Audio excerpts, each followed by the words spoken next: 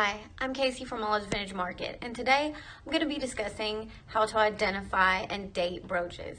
It's easy to identify a brooch when it's signed. So when we see Coro or Trifari or Signer, we know who it is, but do we know the decade? Do we know the date, the heir?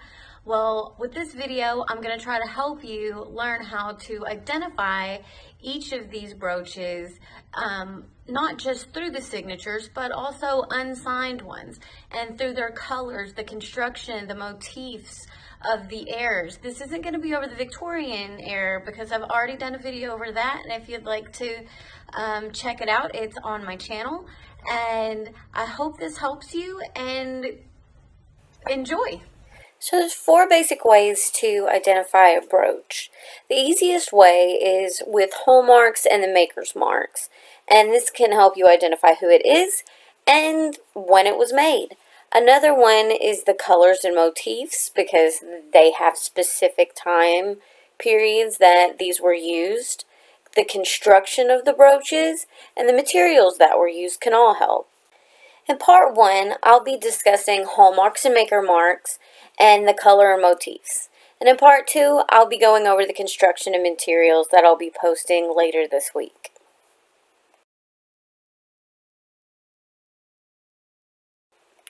So now we're going to look at hallmarks and maker's marks. And first I want to let you know exactly what these are. Hallmark is actually the purity mark on a piece. This is an older piece of jewelry, and it's actually foreign. It's from the United Kingdom, and 750 means 18 karat. Here is a Pegasus Coral Craft mark. The hallmark on this piece is sterling, and then the maker's mark is the Coral Craft. So when we talk about that, that's what we have to remember. Here is a more modern piece where Tiffany & Co. is the maker's mark, because that's who made the jewelry. On this specific piece, it also has a designer. So the designer has their signatures or their logos placed underneath or somewhere around the maker's mark, and then the 925 would be the hallmarks. So I've made a little cheat sheet in front of each one of the different brands of jewelry, so feel free to hit pause and take a picture or a screenshot of it, or you can come back and keep looking, but please file it away for future reference. So here's the little cheat sheet, and these are on the internet in a lot of different places, but here is going to be a one-stop shop for a lot of these. This is the Trifari one. Here is a 1930s, very old Trifari brooch. The finish on it is pretty terrible, actually, but here's the maker's mark on it with the KTF. Here we have a mid-century piece that is like an atomic star, and it has the patent pending on there, which is important because we can go to our cheat sheet and see the timelines that was made in between. And it has the imprinted Trifari on here now, more commonly known as Crown Trifari. And the patent pending is very important because they stopped using that after 1955 because copyright laws came in and people started using the copyright symbol instead of the patent pending. So that's an easy way to date some of those pieces. Here's one of my favorite pieces in my Trifari collection. This is an early 1950s clipmate by Trifari. And I didn't really know what they were when I very first got them. I thought they were 2 separate brooches, but then one was marked, one wasn't. It was odd. This is basically kind of like the duet of Trifari. So they're called clipmates. And this little fold-out lever will push out to release a little latch that will actually go into the nook of this other one. And then it folds over and it clasps very securely, and you can wear it as one brooch. It's just phenomenal. Here's a close-up of the mark. It's the Crown Trafari mark. There's no patent pending or copyright on it. So here's a great amber yellow color flower. It's multi-layered. We go look at the back and we can see that it's still a Crown Trafari, but now we have a copyright symbol. And that's important because we know this has to be after 1955. So here's the cheat sheet for Marcel Boucher.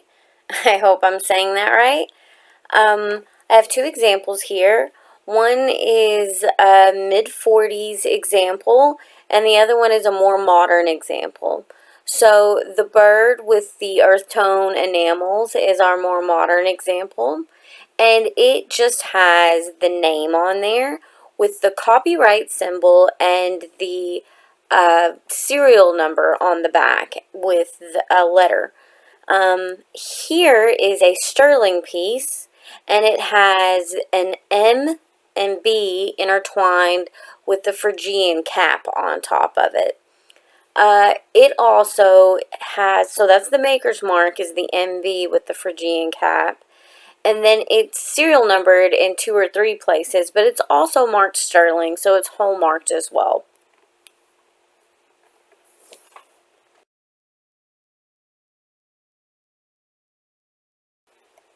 Here is a cheat sheet that correlates with the dates for Coro and their marks. This doesn't have the pictures, but it is still very helpful on dating them. And this eagle piece is got an older mark. It's a script Coro, which on the cheat sheet you would see starts in 1919. However, this is a thick script, so we would know that it's 1940s and not 1919. Here's a sterling craft by Coro, and it's a mid-1940s piece. Here's a molded stone piece, and this actually has the Pegasus Coro mark. So there's a Pegasus horse beside Coro, and this has the round spot in front of it is also the copyright mark. And I'm showing you this piece on purpose because I wanted you to be able to see it and recognize that Coro did have a lot of very smudged marks like this.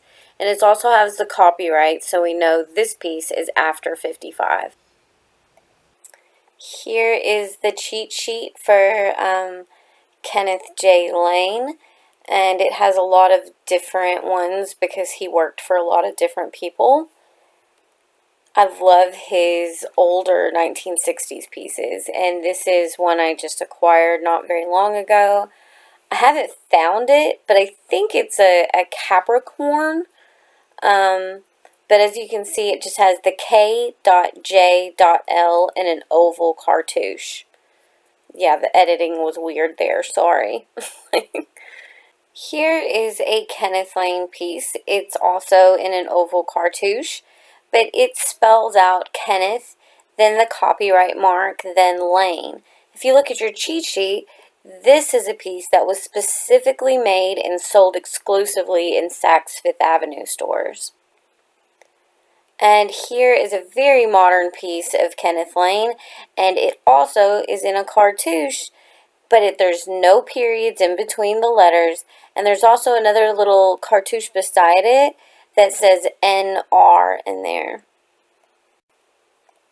Now let's look at some Hattie Carnegie pieces. Here's the cheat sheet, and she's a little bit easier to date because she didn't have tons of maker's marks that were different throughout the time it was being produced. Here's one of her earlier pieces. It's 1940s, and this is the HC mark, and this one is in a round cartouche that's applied to the piece with the HC in a diamond. The diamonds are supposed to be in a diamond. However, a lot of times it didn't get imprinted on there, and I wanted you to see this so you knew this was common and it is completely okay. And here is a Hattie Carnegie script in an oval cartouche with without the copyright symbol. So this was made early 50s, and then after 1955, they started putting a copyright symbol in the center of that. Maker marks are one of the best ways to obviously identify jewelry. It says it right on there, and it's always great to have the name. You can't always date it, but sometimes you can. Some people put the date right on the brooch, and others have little telltale signs, such as the copyright mark, the patent pending mark, that dates jewelry to a certain point. Also, just having the signature on there is another great way to tell what the date is, because a lot of people throughout the manufacturing of their jewelry produce different marks. At the end of the video, I'm going to be adding some more cheat sheets of the more well-known vintage designer. We're going to take a quick look at Hallmarks and how you can date by Hallmarks. And remember, Hallmarks is just the purity of a piece, a purity mark.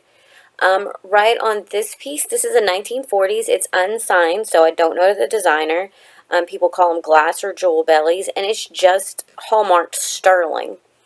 And here's another 1940s fur clip, and it has the designer on there, or the maker's mark, and it's marked sterling. Here's a little tiny piece with little marcasites on there. It's sterling as well, but it says 925, and 925 is a purity mark used later than sterling. So when we see sterling, we know it's usually older than the pieces that say 925. Here's a few more examples. The top bar pin looks to be Art Deco, and the bottom looks to be Victorian. And we can see that from looking at it. However, when we turn them over, the bar pin is actually marked 925. So when it's marked 925, it usually indicates that is not going to be antique. And this one actually has UK hallmarks on there, and it also has a maker's mark on there. And you can look those up and date them, and here are some great websites to help you do that easily. Colors and motifs or designs are very important when trying to date and identify a piece of vintage jewelry. This is because major events shape our style, and by looking at those events and trends, we can determine an approximate age for our jewelry. In 1929, the Great Depression hit, and that means the fashion industry was hit as well. The jewelry of the 1930s had this great gaudiness to them. It was whimsical and flashy, and a lot of it was modeled off the silver screen stars and also the fine jewelry of the day. This is what I feel is like the birth of costume jewelry. Yes, it was made before the 30s, but it really began to take its place in history in the Great Depression. It's because imitation jewels were being made, plastics, non-precious metals, and all of this was to make the jewelry cheaper and more affordable, and that's how the industry stayed afloat during the Great Depression. Here's the famous Cartier Tutti Frutti carved gem bracelet from India, which inspired the fruit salad or Tutti Frutti jewels in the 30s being made with plastic. And here's a Dejay fruit salad basket, and you can see the carved flowers on there. That was also made from lucite. A lot of people call this fruit salad or a Tutti Frutti brooch because of all the different colors. However, it is not. Just in the 1930s, they used a lot of different bright colors and this pot metal as well. And I'll go more into that during the materials and construction video. Although World War II started in 1939, the U.S. didn't enter it until 1942 after Pearl Harbor. The fun, whimsical jewelry of the decade before became more patriotic with sailors, flags, eagles. They did a lot of lions for the UK, V's for victory, all things red, white, and blue. And through my research and collecting throughout the years, I found that Trifari and Brooches are some of the most prolific designers of this patriotic jewelry. Don't get me wrong, almost everybody did it, but I found that they've had quite a few more pieces than everybody else.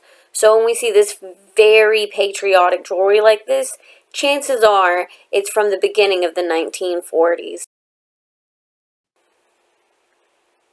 Here's a early 1940s Coro piece with that thick script Coro mark on there. And of course this is an American Eagle, a patriotic piece. And there was also a lot of sweetheart jewelry, so it's very patriotic as well.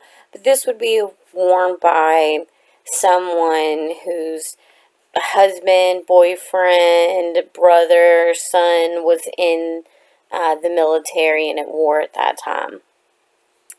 Here's a Bakelite soldier from the 1940s with that patriotic theme as well. It would be crazy to go through designs and not talk about one of the most iconic pieces of costume jewelry and some of the most sought after, which is Jelly Bellies. These Jelly Bellies are actually lucite cabochons, and they're very large chunks, and they were meant to resemble polished rock crystal. They were first done and patented by Trifari, and then all the others followed. However, Coro and Trifari were the ones who made most of them, and their designs were just elegant, usually done in sterling with just regular clear rhinestones. However, some of the most sought after and more rare pieces, some would say like the Holy Grail, is the ones with colored stones, like this one from Fred Block.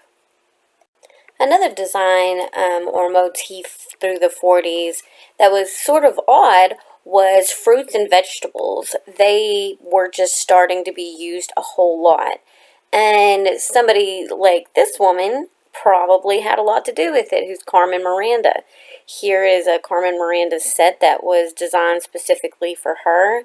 And she wore lots of fruit baskets and lots of rich colors through all of her stuff. And like I said before, silver screen really started helping identify what the styles were. So that helped. But also there was lots of different carved pieces, and also the tutti frutti or fruit salads that Cartier inspired was so huge it carried over into the 40s as well. In 1949, Western and Eastern Germany were created, and we began to see lots of Western Germany jewelry coming in, and they had a very specific, I feel like, sort of design or aesthetic with this cutout filigree, usually dotted with faux pearls, with lots of striated and mottled glass. And of course, there was different pieces as well that they made. However, this was a big design. Here's a piece from my collection. As you can see, it has that striated glass cabochon in the center. It has that cutout filigree aesthetic with faux pearls, and this one has green rhinestones in it. And it's also nice and layered, so I think it has a really great feel and look to it. And you can see here the back has the cutout, and you can see the layers a little bit more. One of the more exciting things that happened during the 1950s was the space race, and it dominated popular culture. It just entered everybody's imaginations. It was the final frontier, as they say, and everybody was into this. So, of course, it's going to infiltrate fashion as well. We start going into a little bit more of a muted or pastel color palette, and our jewelry starts becoming this starburst, Sputnik, Galaxy, just all these big chunky colors, because now we're seeing all of this, and it's in our imaginations, it's in the movies, and it was just such a huge trend and aesthetic through this time period. You can see the wonderful pointy angles that swoop in like stars from a lot of this jewelry. This is a Judy Lee piece from the 1950s. It's layered and has that starburst effect as well. Everybody did it. It wasn't just a few people, it was everyone. And something else that came about with the colors, like I said a little earlier, is they became a little bit more pastel. But one of the more important things that happened during this time period was AB rhinestones were invented, or Aurora Borealis. So Swarovski started experimented with coating their crystals and came up with this beautiful technique that imitated the northern lights, so all those different colors, and that's why it's called the Aurora Borealis. Here's a beautiful pastel blue piece that has moon glow stones and also AB surrounding it. So it's just another gorgeous example of the AB and kind of the color trend in the 50s. It's important in dating brooches with this AB rhinestone because they were created in 55. Here is one I just found on eBay not too long ago, and it says it's from the 1920s. And somebody might really think it is from the 1920s, but we can clearly see the AB stones in this brooch and know that it's at least 55. So here's some of the cheat sheets that I promised would be at the end of the video that you're allowed to use and reproduce as you want. It doesn't bother me. Here's a little bit extra of inventory numbers from the Brooches jewelry. Right here at the end, some of us wonder what those letters are. They're from the sets, and they would do a P for pin or E for earrings. And when you see those letters, now you'll know what they mean. And also here we can see this is 8668, and we can see that the number falls in between 62 and 65. Thank you so much for watching, and I hope you guys enjoyed this video. I know there's a lot that seems like there's missing from this, but it's going to be in part 2. So don't worry about how there's nothing about sterling or the beads or anything like that, because I'll be talking about that and showing you how to put it all together, so when you're out there at the flea markets or estate sales, you'll be able to notice exactly what is and isn't vintage pretty easily.